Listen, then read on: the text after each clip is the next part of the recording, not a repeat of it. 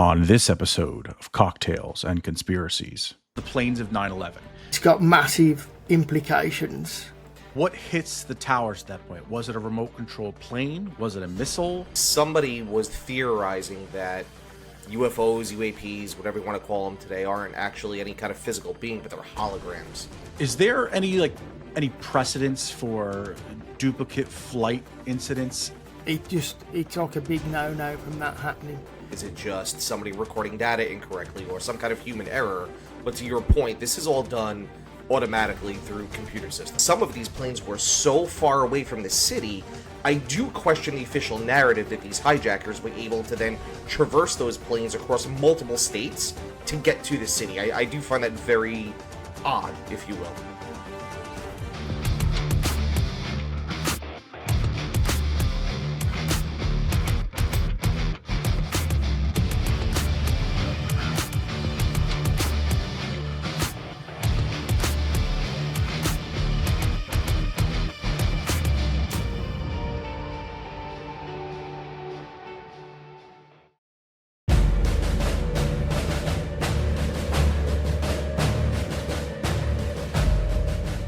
Imagine a world where the skies, once a symbol of freedom, become the stage for a chilling spectacle.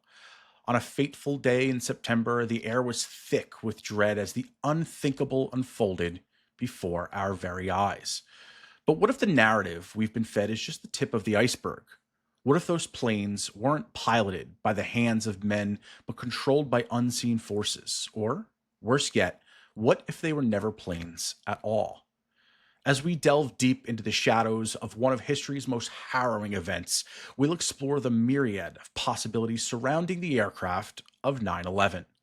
From remote control technology that could manipulate the very air we breathe, to the tantalizing theories of holograms, or even government deception.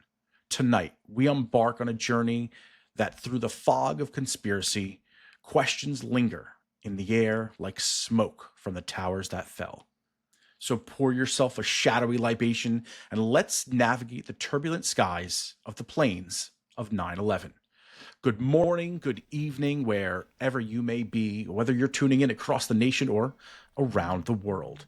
My name is Shane Skwarek, here with my esteemed colleague, Mr. Phillips, and we're happy to have you back on another episode of Cocktails and Conspiracies.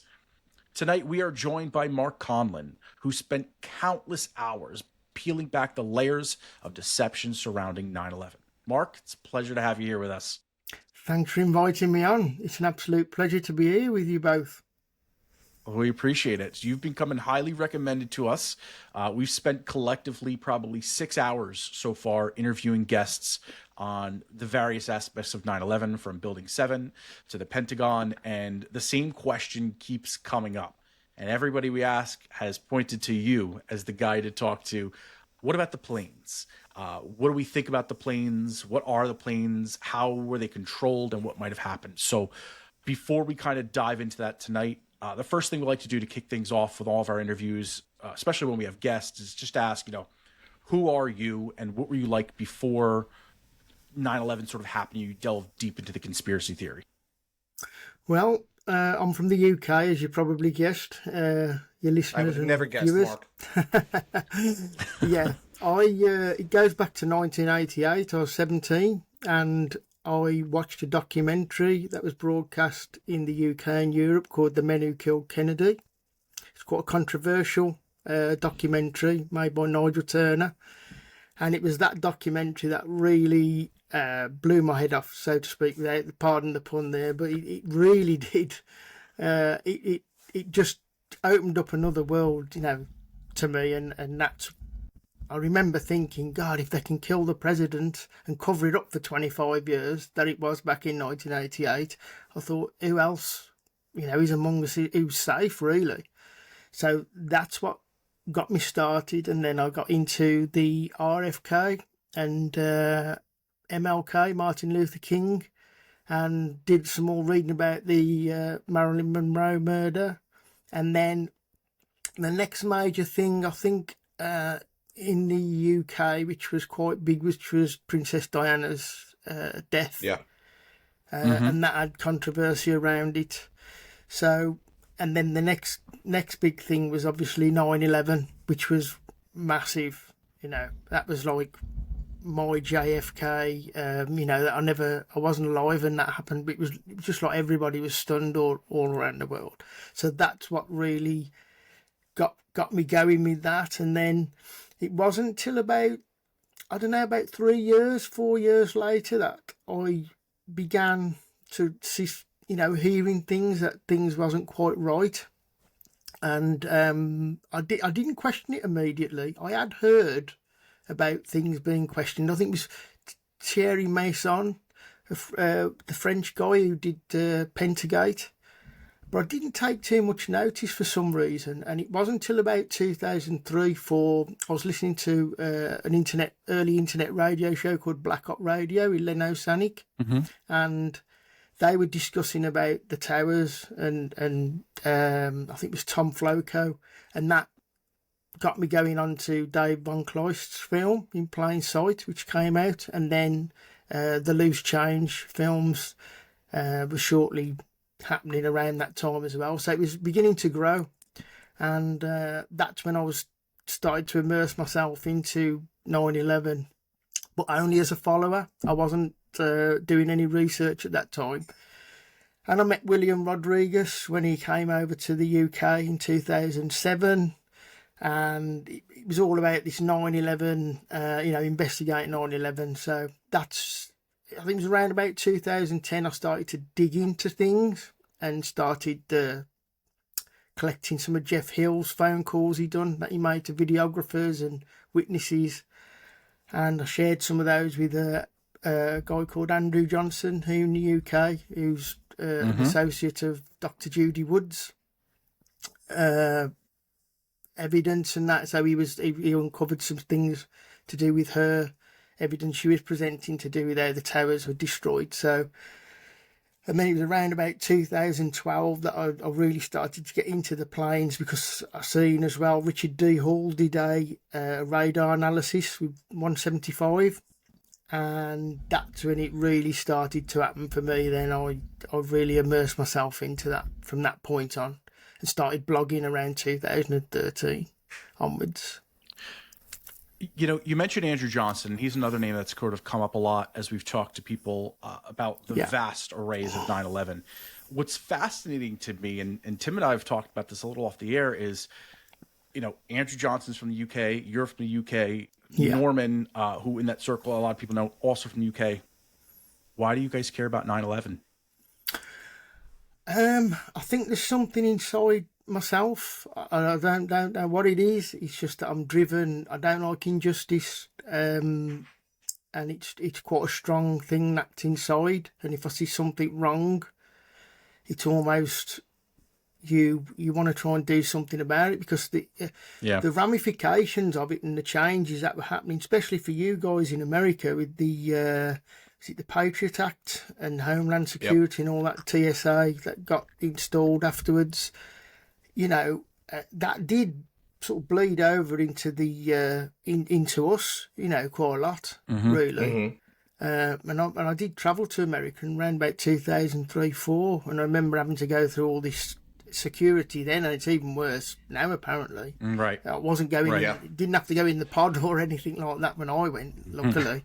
But yeah, so it just strikes something. I again don't like being mugged off either, to be honest. And I think that's a bit of a trait. I think, you know, probably Andrew could speak the same if you see something wrong, or Richard D. Hall, you know. Quite a few of us in the UK. Yeah, no, that's what's fascinating to me. It's like, you know, you kind of hit the nail on the head earlier when you said like 9/11's the JFK of our generation. This is something that we've talked about quite a bit on the air and offline as well. It's just circling back to some of our previous episodes. I think the hardest part for us to reconcile 9/11, the reason people never looked at it as a conspiracy, is because when it happens the generation before, it's really easy to say, oh, those guys were stupid. They didn't get it. They didn't have the same access to technology. That would never happen again for us today. And then when it happens to you, you look at it with kind of an air of arrogance where it's like, well, no way. That's just, they'd never pull the wool over our eyes. And then as you start to unravel it a little bit, your arrogance, your ego kind of has to come into check. It's like, do you want to pretend that this couldn't happen to you, or do you want to start asking questions as to why or how it happened to you? And for Tim and I, Tim was in Staten Island, New York. I was up in North New Jersey. I guess up at that point I was probably down in South Jersey, but still New Jersey, an hour out of this New York City.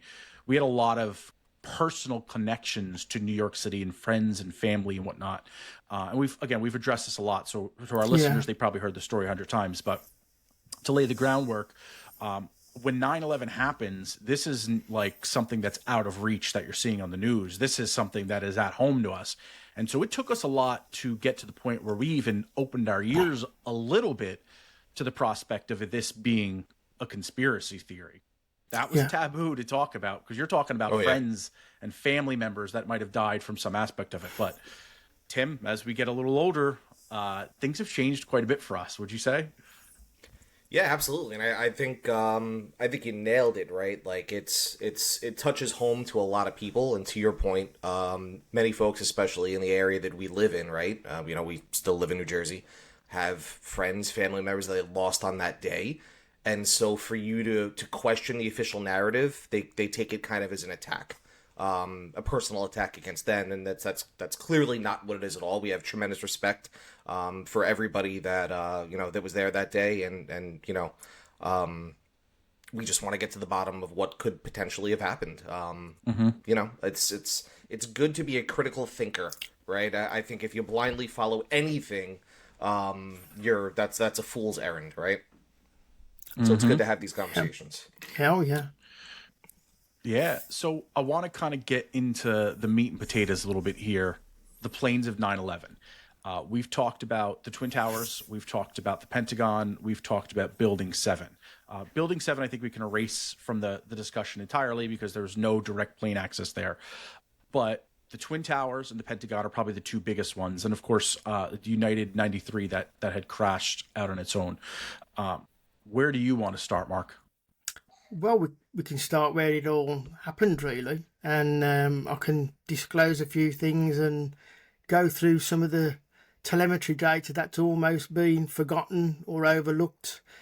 Just to preface this, I've got a hell of a lot of commission investigation files that were done by the FBI, NTSB, and I've built an archive of this stuff, and I've been reading through it for a long time.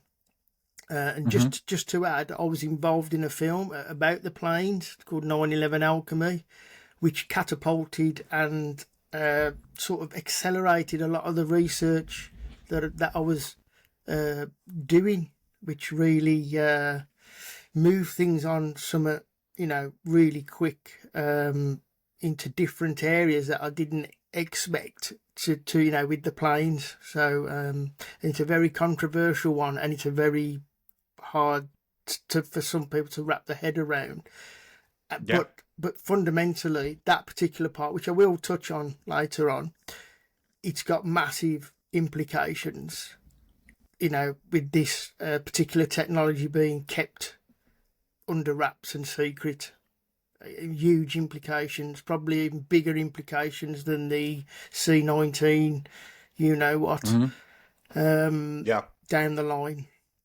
So yeah, I'm happy to start on where you'd want it to start, probably. So it's the morning of 9/11. Yeah. At I guess it was, I don't know off the top of my head, a couple airports. So let's just say a couple, but 3 airports, I guess, separately, or was it 2? There's Boston, Logan, and then we had Dulles and Newark. Okay, which is not far from you guys. I'm thinking. That is our airport that we go out of all the time. That's what Yeah. makes this whole thing really scary to us. Yeah. And so deep at home. So at this particular time, people are boarding on these aircraft and they're getting ready to go wherever they're getting ready to go. I had a personal family member who's actually supposed to be coming back into New York from just outside it. I want to say he was actually... I think he was in Boston, actually. Yeah, because he was really close. He said he could have driven or taken the train. They wanted to fly him in. And for whatever reason, they dumped his flight that day. He got postponed or he stayed longer. So there's people that were boarding these planes, supposedly. What happens next? Well, what happens with these planes? Again, is there an actual boarding process? Well, this is difficult because, just to preface quickly as well, on the morning of 9/11, we've got a hell of a lot of war games exercise taking place, which, so it wasn't just a normal day in aviation. There was quite a lot of military exercises going on with scenarios of planes crashing into buildings, just to preface that. So it wasn't what we portrayed as a normal day in New York aviation history.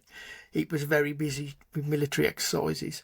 So regarding the boarding, this is a difficult area because for me, they have not proved that anybody boarded those planes. Because we've got no visual evidence, and we have and some of the manifests are very suspect to do with that, and it's very thin on the ground in the FBI investigation of people who actually saw the passengers boarding. And I've got examples where you've got people who were interviewed and they were shown a spread of photographs, and they did not pick anybody out of them photographs that they recognised to board them planes at Boston. Interesting. A little bit different with Dulles, and sort of the same for Newark, really, because they apparently had no CCTV, which I find hard to believe myself. But it's a different ball game at Newark, which I can get onto with that. In that period, I want to say the 90s, even though I know it's not technically the 90s, but that's still the 90s era. You're just coming out of the 90s into the early 2000s. Newark at that point, I mean, Newark's still a bit of a shithole, but Newark at that point was effectively an even bigger shithole. Like it was a very dated airport. So it's not totally out of the realm of possibility to me at that point coming out of the 90s that they wouldn't have had CCTV. Unusual, yes, but it wasn't. I mean, they just recently started modernizing that airport. It's hell on earth to go through that sometimes. So, okay. So I'm in agreement with you there. I tried to do a little bit of research before here, and it's often hard to find manifests or any hard evidence of people. You always hear the stories like I just gave before of people that were supposed to be on such and such a flight and weren't for whatever the reason might be, and not too many of the inverse. I want to come back to that later because I think this is going to touch on some of the theories that we're going to dive into. Thinking towards the Twin Towers, because that is most certainly the ones I'm most familiar with. To navigate a plane like that to hit the towers seems like it would take quite a bit of expertise and quite a bit of talent. Am I right or wrong on that? Absolutely. Well, yeah, absolutely correct. Yeah, and they did not have the capabilities to really steer those. It's not easy to steer a plane, an aircraft that size, into a target that's considerably small, really. Right.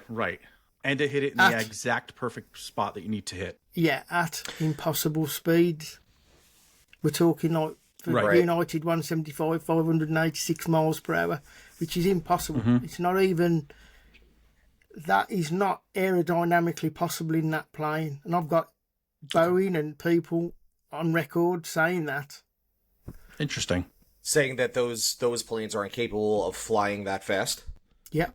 I've got a phone call if you I can play all these things, I've got them ready if you want to hear them. But so that is a major red flag. The other thing is we did have a lot of cameras that captured alleged. I'm going to use allegedly 175. And there's a lot of issues with those, what was captured, the object captured on those videos. There's a lot of anomalies and issues which have led a lot of people down the wrong path, but that was down a wrong path to actually cover up what was really going on with that object in the sky or perceived object. Sure. And carry on. I'm sorry.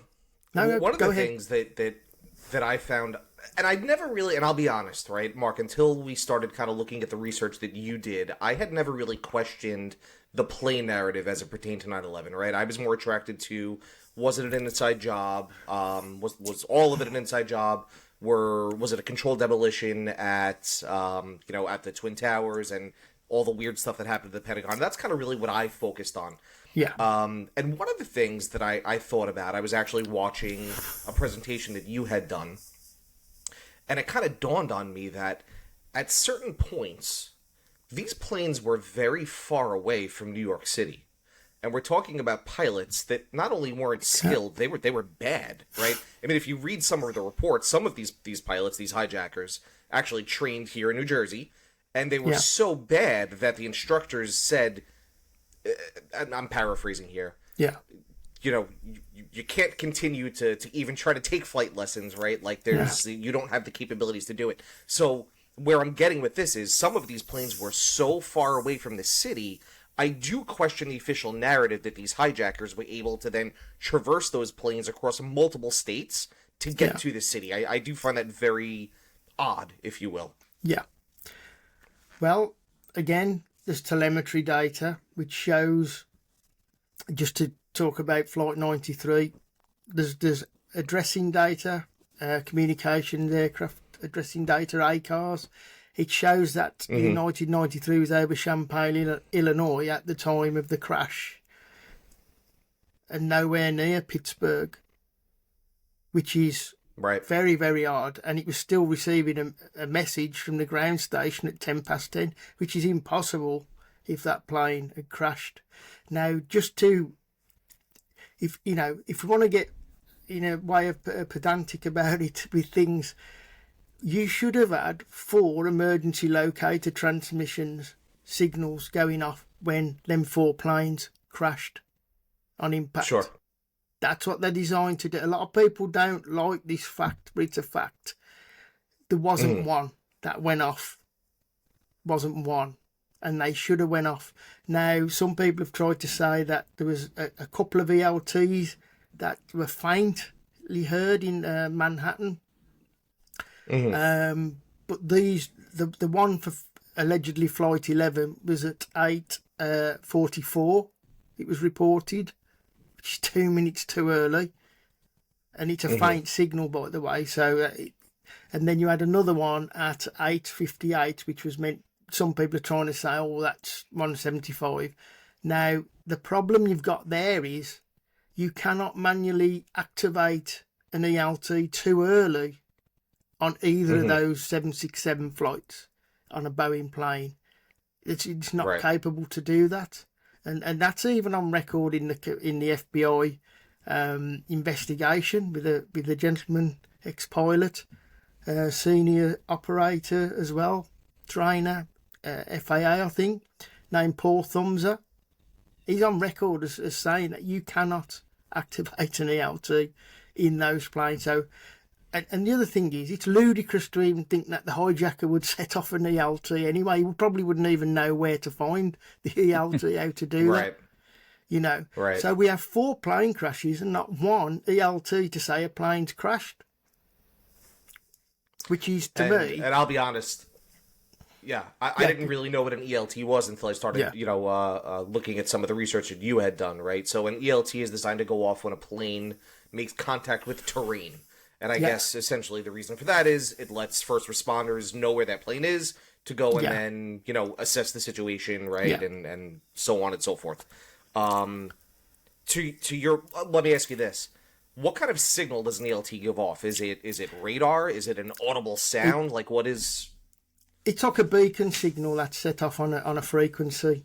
Okay. So I think it's 121 megahertz, and there's one further up in the 200s, I think, or it might be in the 400 frequency range. It's all on my website there. But gotcha.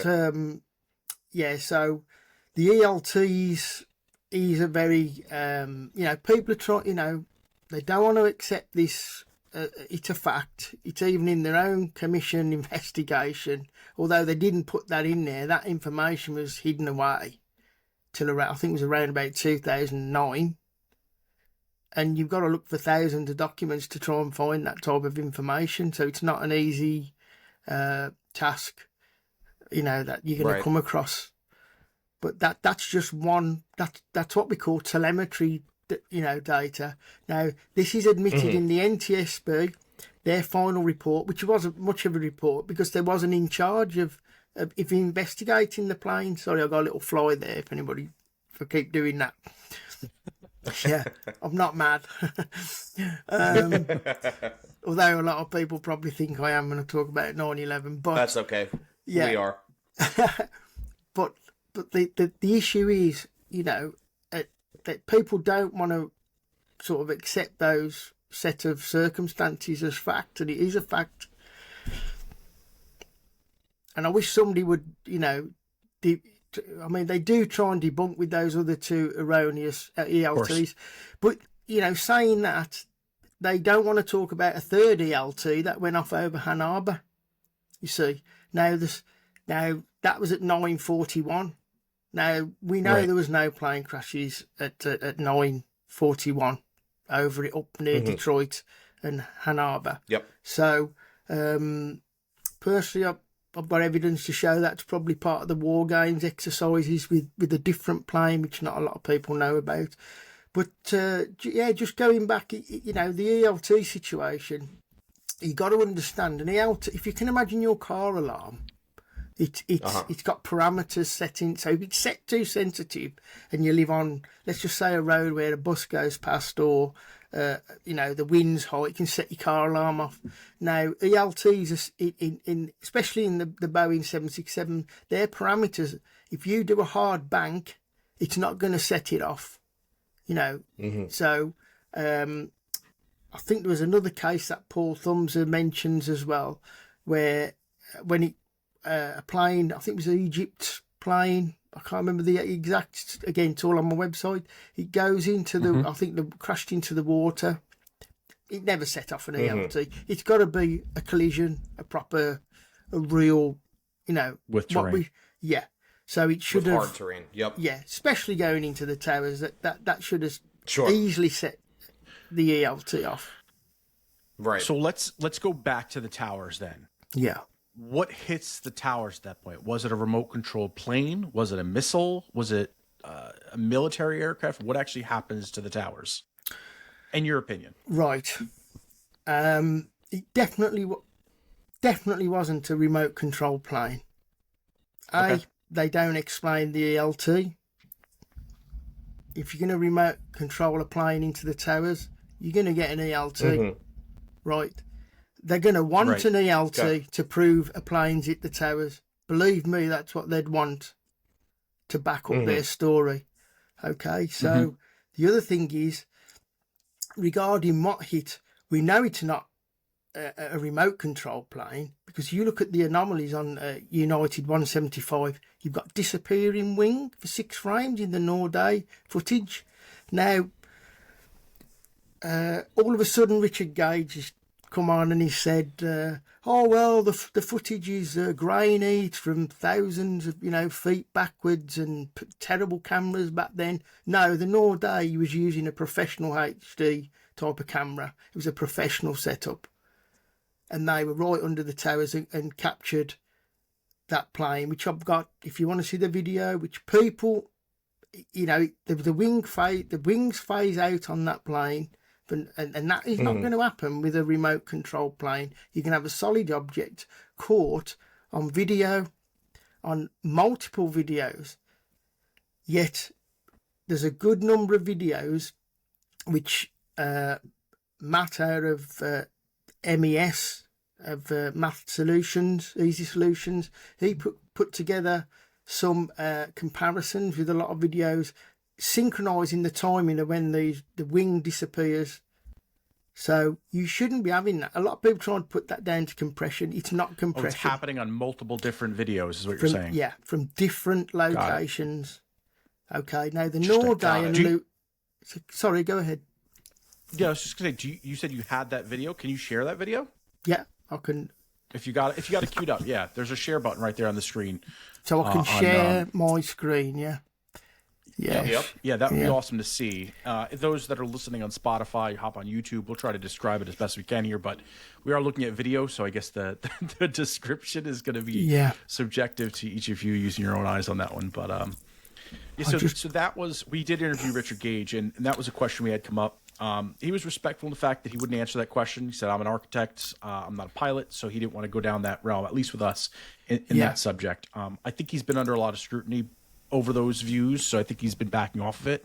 Yeah. But that was always my inclination as well, is I come from a technology background, and in that, compression can ruin a lot of audio video. It can ruin a lot of images as well.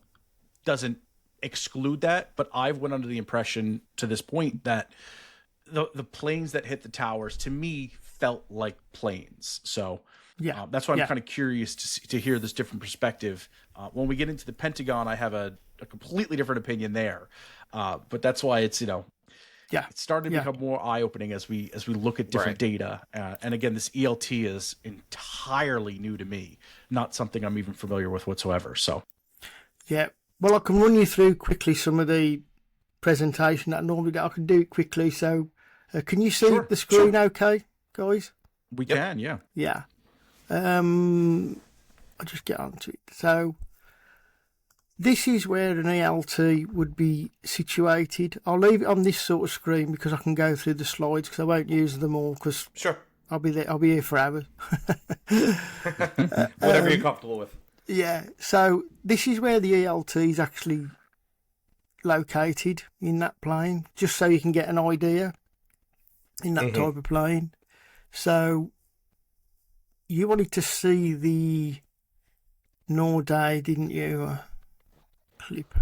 I've got a lot of stuff on here, so I'm just going to click on this now. This is a comparison which I was talking about, which is the Lou Korchesny video and the Norday brothers. Now this is the second plane here.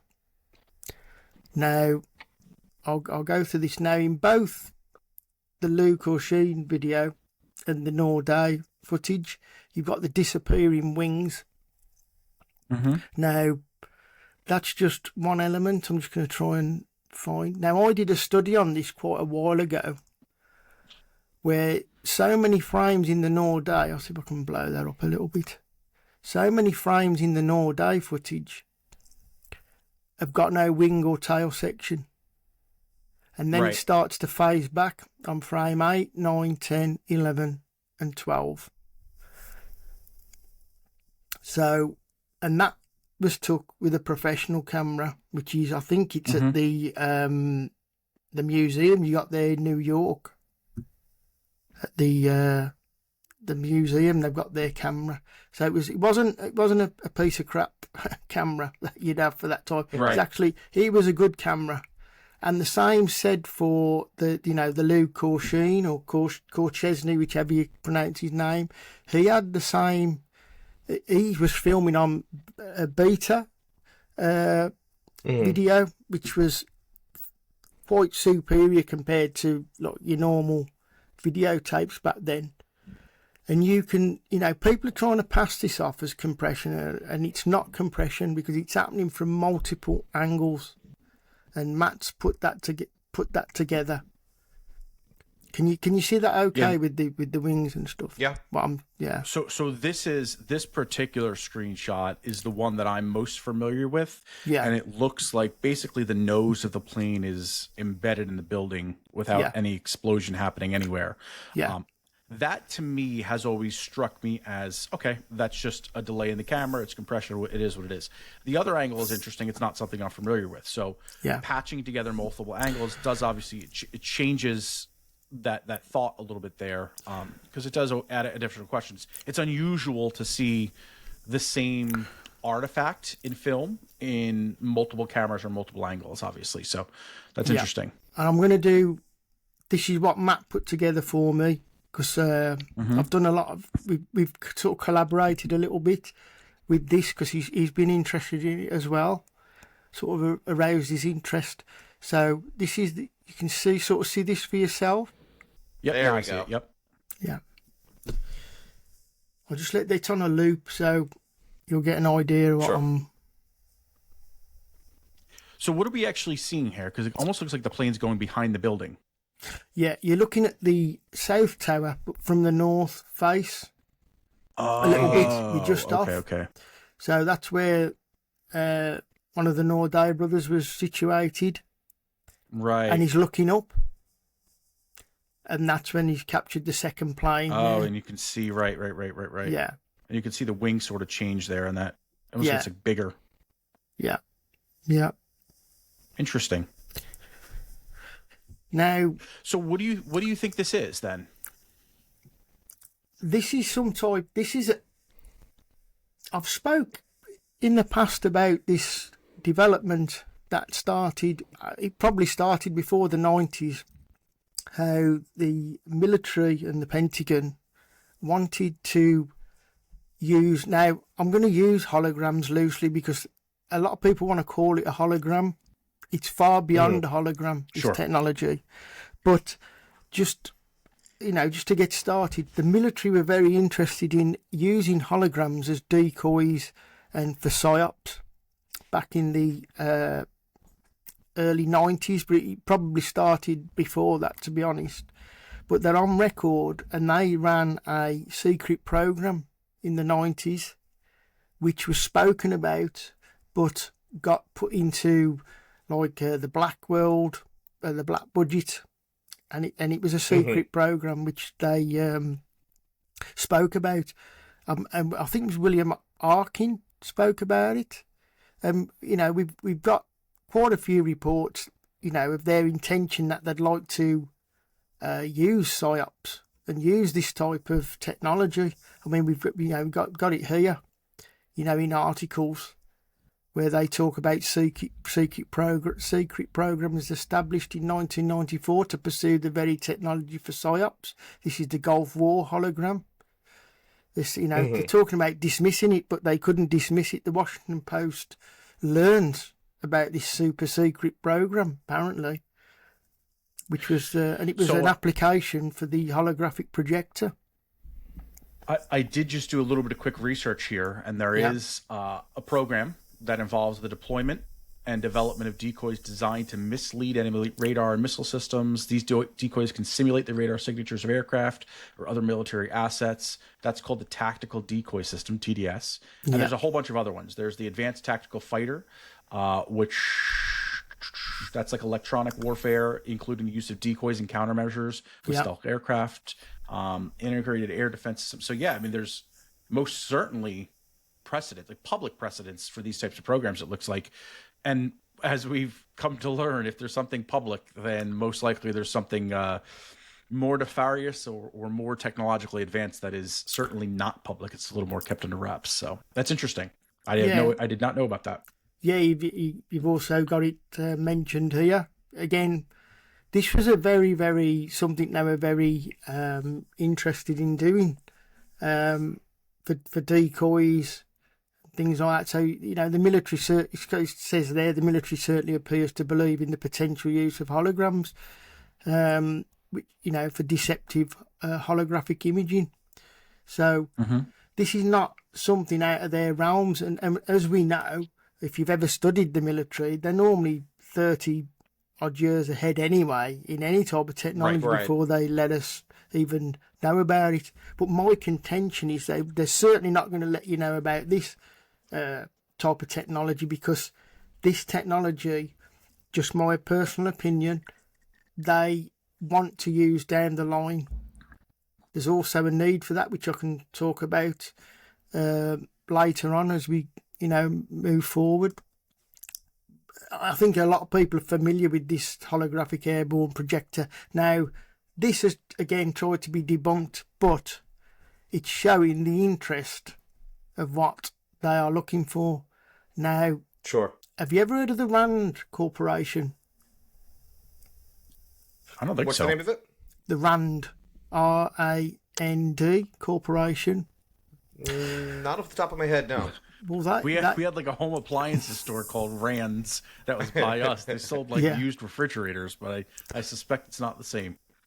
Well, they were very interested. Now, this is a recent report. They were very interested in China's development of this type of technology. Now, it's even mentioned in their research paper that they or report that they put out, that this potential use regarding China would be to actually be able to put a three-dimensional volumetric image into space with sound, which we know they can use plasma to broadcast sound and images, three-dimensional images.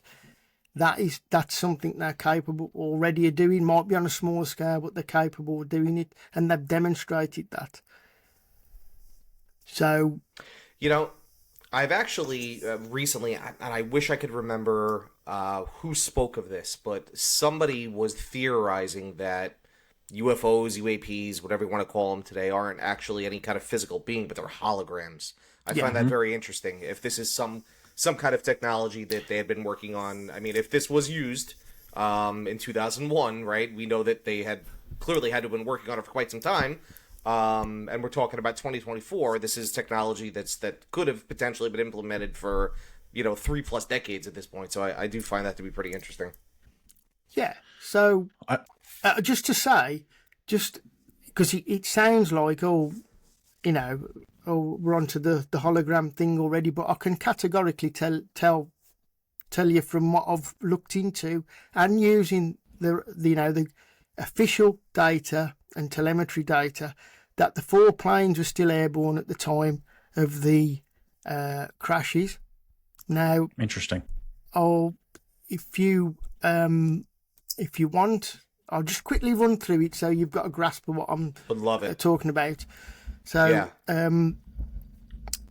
Flight 11. Now, we've got recordings saying that Flight 11 was still airborne and it was on its way to Washington. Now, I've got the recording there as well if people want to hear that. So I'm not just making that up. This is off their own communications that they were aware, and they even give this a tail number, and they even give it a coordinates, which places it 5.7 miles past the towers at the time. And so, Mark, for those that are unaware, Flight 11 was one of the flights that should have crashed into the towers, correct? Yes, that's the first plane, yeah. Okay, so we're talking about the first plane, okay. Yeah, so is my screen still on? Just to double check. Yes. I'll run through this quite quickly to save. Sure. Yeah. So, and I probably won't play everything, but I'll play some key pieces. Tell me if you can sort of see this plane at the moment. There should be some writing on there. Mm-hmm. Yep, we see the writing. Just had a report that American 11 is still in the air and it's on its way heading towards Washington. Okay, American 11 is still in the air on its way towards Washington? There was evidently another aircraft that hit the tower. That's the latest report we have. Okay. I'm going to try to confirm an ID for you, but I would assume he's somewhere over either New Jersey or somewhere further south. Okay, so American 11 isn't the hijack at all then, right? No, he is a hijack. American 11 is a hijack? Yes. And he's going into Washington? This could be a third aircraft.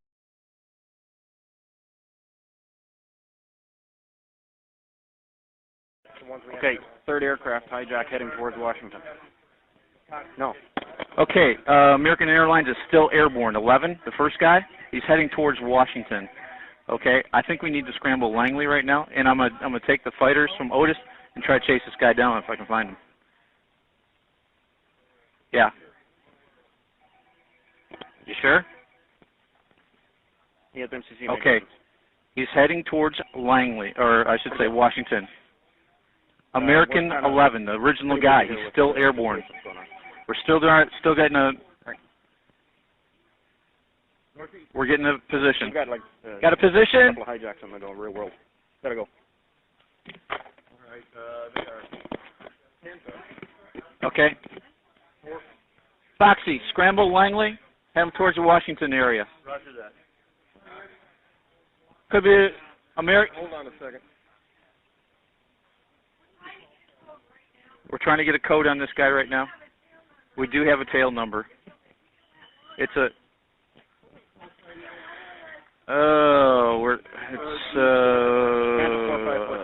What was the tail number?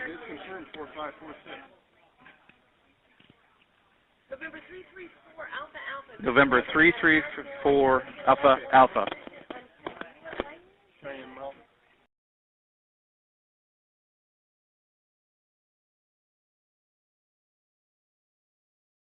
If we can find him, we're trying to get the mode. We're trying to get position on this guy. So then we'll run on him. Yep. Okay. Bye. Okay. So that's basically telling you that they've got Flight 11 and they're saying it's still airborne, it's on its way to Washington. And they give a lat long and a tail number, which corresponds with Flight 11. So, and which places it 5.7 miles, the coordinate does, past the North Tower. So, And what was the timing on this? This is after 9 o'clock. This is. Wow. When the Interesting. chitter chatter is, it's after the crash, because as you'll hear on the audio, it's they believe that 11's gone into the towers, and then they go, no, this is another plane. Flight 11's still airborne. It's on its way to Washington. There's a good reason why it's on its way to Washington, and I'll come up with that later on, because there's a very, very good reason to do with that. So we got Flight 11 still airborne. By the way, we've got something called the Bureau of Transportation Statistics. Have you ever heard of that? It's Yes. a database, yeah. Well, we've got Flight 11 has no wheels off time recorded in the Bureau of Transportation Statistics. Now, they've tried, years later, they tried to use a lame excuse to say, oh, well, we didn't input it in and all this. But there's no human intervention with that, because your wheels off times on an airplane are recorded within and embedded in the ACARS data. You have a sensor that once the wheels leave the ground, the sensor picks that up and it's recorded. And then everything's being communicated with ACARS, which is the aircraft communication addressing radio system. So, and that's in constant communication, and it's constantly checking the plane and its status, that it's all, working correct.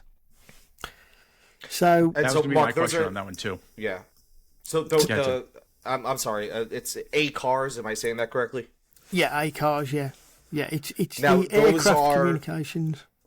Got it. And so, for correct me if I'm wrong, I kind of almost assimilate that to the way that cell phone towers work, right? So as you are nearing a cell phone tower, your cell phone picks up that signal from that tower. Is it fair to say that it kind of works in a similar fashion, so that as a plane is flying above? Yeah, very similar. Now, this is a bit like an emailing system, text messaging system, more so Got it. than voice. And then Sure. once one of them messages is delivered from, you get like an uplink and a downlink. So a downlink would be from the aircraft, the uplinks from the right, Yep. routed through to the nearest station to the aircraft.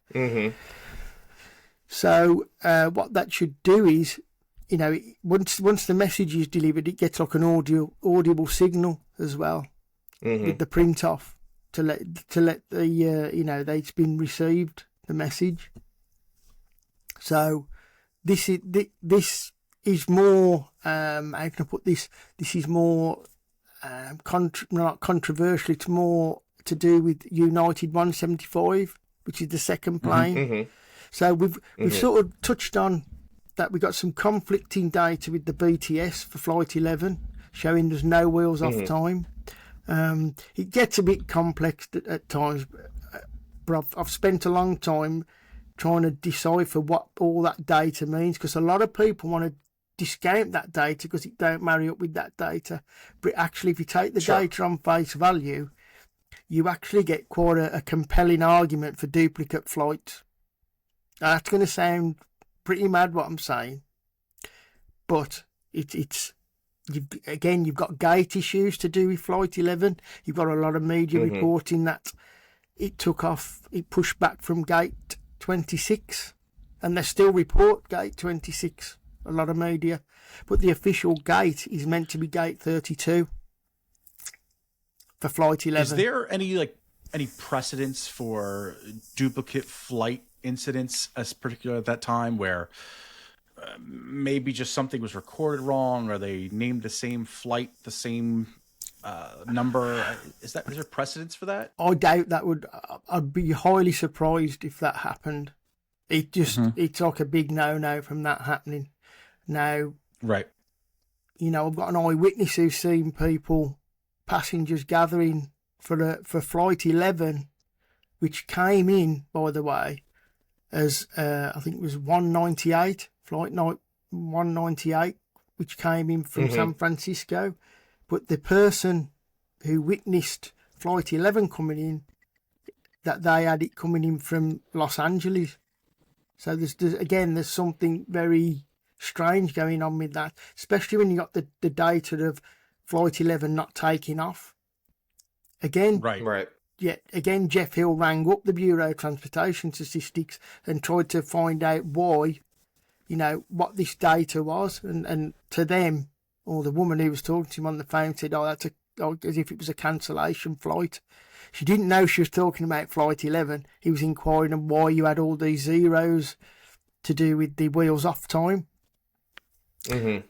Plus, you have a very strange incident with the ACARS data as well with Flight 11, where just before it's going to take off, I think there's a 20-minute void where the flight identification number is AA0000. Now, that is very, very strange, and that should not be happening at the time. And what does that typically mean? Well, it should... The flight should have been AA0011. Oh. So for some reason, and this is more as well, more telling at Dulles, which I'll come on to quickly down the line. I'm just trying to go through quite a lot of telemetry data for you guys, so you can. Sure. So we've got some conflicting data going on there with Flight 11 and still being airborne and heading towards Washington. Now, that's on record. That's not my opinion. That is the official evidence. You know, they've tried to say it was a phantom flight, but they had a tail number for it and they had precise coordinations for it. So I find that pretty... I don't accept that. If it was a phantom flight, why they got precise location of it past the towers when it should have been crashed and not even... It shouldn't have even been a primary target, which means... on radar, it wouldn't have had a data block telling you what the flight was, altitude, all the things like that in the data block. They wouldn't have even been able to, you know, you wouldn't have had a primary target if it crashed. So there's something very wrong there with Flight 11. Now, I'll buzz over onto Flight 175. We've got the same circumstance of it still being airborne, and it was still receiving ACARS messages, except these ACARS messages were over Harrisburg, Pennsylvania, and Pittsburgh, which again is nowhere near you guys, is it? No. Now, you should have... So, this is the second plane. This is the second plane, This right? is the second plane now. I'm just going to get onto the screen and get so you can... So... Get that on. So yeah, so we got... it's drivable distance, but it's not that close. Exactly. So what you're looking at here, can you see the screen okay? It's about 6-7 hours away. Pittsburgh is 6-7 hours away. Harrisburg is about 3 hours. Right. So we're still seeing the UA 175 slide right now. Right, you're not seeing the new one. Oh God, what's going on with that?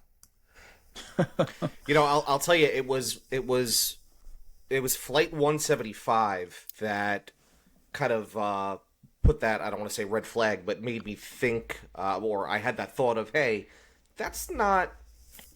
I mean, it's remotely close to New York, but it's not close.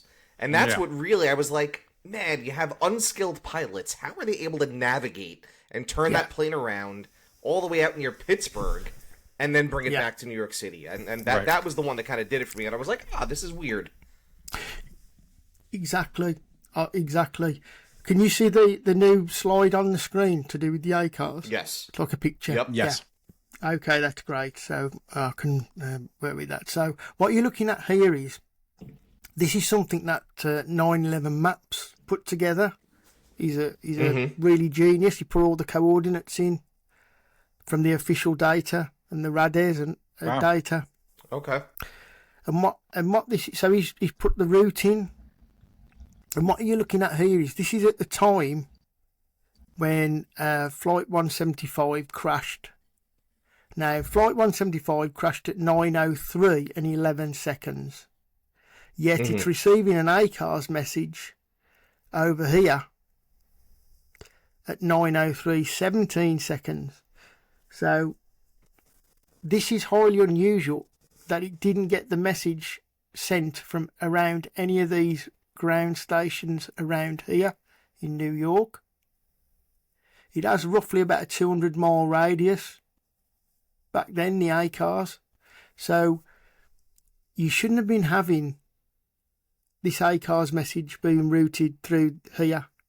What that's telling us is that the plane probably didn't make that turn and carried on along this route, which is why it's being picked up over Harrisburg and Pittsburgh. So this is very, very damning evidence. This is official evidence, their own ACARS data from the flight. Now again, this data didn't come out willingly. It came out under Freedom of Information Act, so it was withheld. It wasn't freely given. Sure.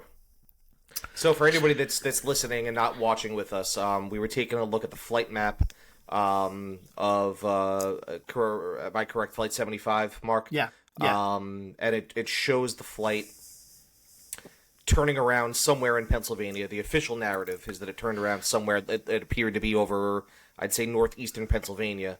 But then we have an ACARS hit. Maybe it's not the best word to use as we're discussing this, but we have a ping from ACARS that is much further away over Harrisburg, Pennsylvania. Yeah, that's correct. Which indicates that the plane carried on and didn't make the turn, which is a common theme which I'm going to present to you guys as we go on through the flights. Sure. So the other issue is Flight 175 was picked up on MSNBC News at 10:25 over Connecticut.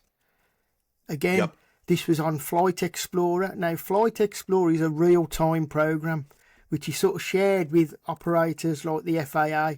So you shouldn't be getting this. And now this was showed on MSNBC at 10:25, and it showed Flight 175 over Connecticut, which is over here. If I just go to that, can you see that better? Yeah. Now this is interesting. Yeah. Now they hover over all the planes. I've got this actual news footage, so I'll send you all the footage so you can insert it into what we're talking about to make it more. Right in here. Yeah. So what we're looking at here is it goes live on the news, and they bring up this Flight Explorer program, which is a real-time program. So what you're looking at there is all the planes that's left in the sky still after the ground stop. And they hover over a couple of them planes, and the one they hover over, which you can see in the photo, is United 175. Now it's written as a UAL, which is the proper number for United Airlines. That's the proper code which you'd use. And it's 175, and it's got the exact 300. So 310 0439 is the altitude. And it's telling you it's a B762, which means it's a 767-200 series. And it's telling you it's from Boston at 8:15 a.m. With its LAX at 01:44 p.m. So this is damning evidence. Yeah. What I find odd is that we just looked, and it was a little bit after. I think you said it was 9:03, if I remember correctly. We just talked about it 30 seconds ago. I wish I had a better memory. But it was by Harrisburg, Pennsylvania, right? Which looks like it's traveling westward towards LAX. What I find odd about this is that now we're talking 10:25, so over an hour later, and it's in Connecticut. Yeah. So you have a plane that's traveling towards the West Coast, and then all of a sudden it's back on the East Coast. Yeah. And it seems to be in the direction going back to Boston. I'll just say that when you strike a line through that plane, it lines up perfectly with Boston. Now, there's no military. I don't think it's a corridor, and I don't think there's many military bases along there, and it's far too high in altitude to be coming down to land, at any time soon. So, if you get what I mean. So we know it's not coming into land. But this again is showing, it could be showing two conflicting pieces of data, isn't it? Right. You've got one Was there plane. instruction to go back to your airport of departure? I think considering where it might have been, I think they would have landed them at the nearest or available airport rather than keeping it in the air, because this was issued a ground stop at that time. Now a lot of planes were told not to go to Reagan National. They were ordered not to, but that's a key airport, by the way, which I'm going to get onto later. Just to say, Flight 93 has loads of evidence, which is on the duplicate plane, call it theory or evidence. So this is damning evidence. This is, it's not great for them, for the perps. Sure. So just to sum up there, we got 2 planes in more or less 2 different locations.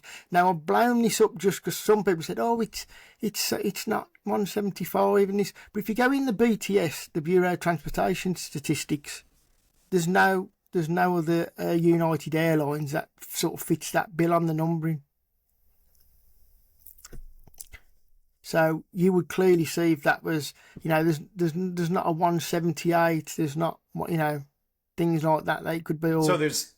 Got it. So there's no other flight with even a similar number that they could have confused. Yeah. Got it. Yeah. So we did all that. Sure. I'll just go down.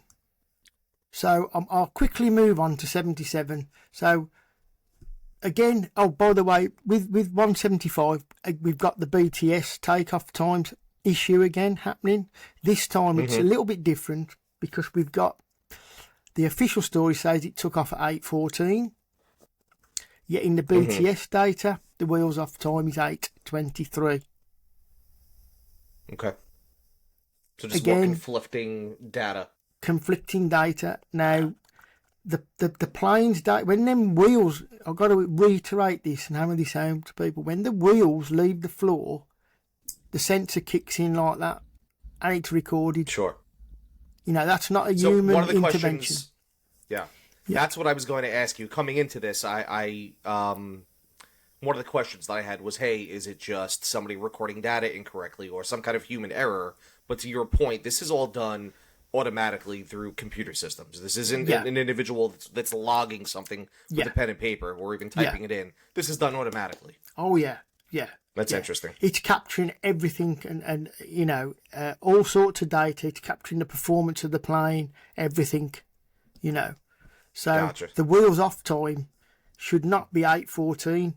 So again, you've got 2 pieces of conflicting data. Now, do you discount one over what the government says over the other, which is, 8:23? Now, the thing is, we have a witness who was named Stephen Miller. Now, he was on, I think he was on a flight that was due to take off, and he was in the queue behind 175. Now, his plane took off at 8:29, I think it was, or 8:28. I think it was might have been 8:28. So for 8:23, it was a 5-minute delay. Now, normally it's about 3 minutes. So that would be more in keeping with the 3 minutes, the 5 minutes, in his memory, rather than an 8:14. Now, he's an eyewitness who was behind 175 taking off. But to him, he took off, and his plane took off at 8:28.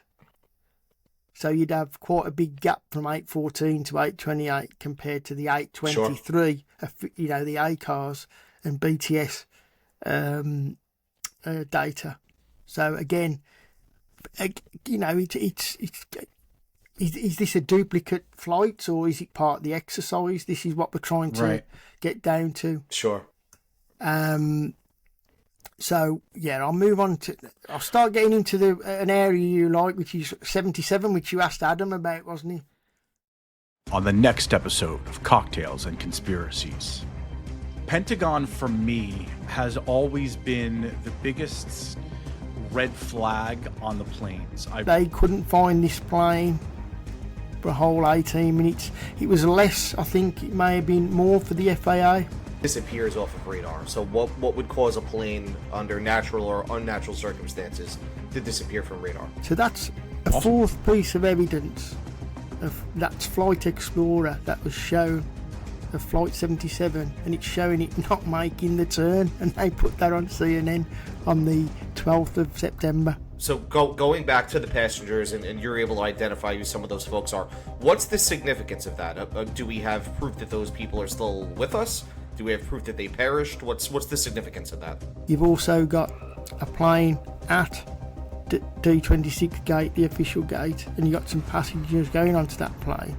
However, we've also got telemetry or database information from the BTS, Bureau of Transportation Statistics, saying that the plane never left the ground.